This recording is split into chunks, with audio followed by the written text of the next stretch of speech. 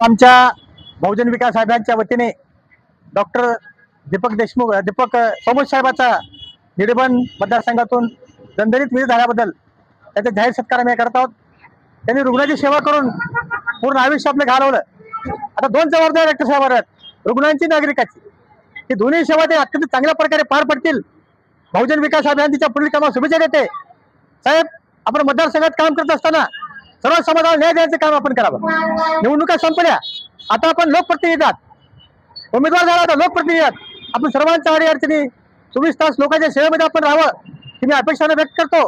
कारण आपले गाव हे सर्वसामान्याचे आहेत, अनेक अडीअडचणी लोकांच्या निर्माण होणार आहेत. आपण ते काम अत्यंत चांगल्या प्रकारे कराल, कारण तुम्हाला अनुभव आहे.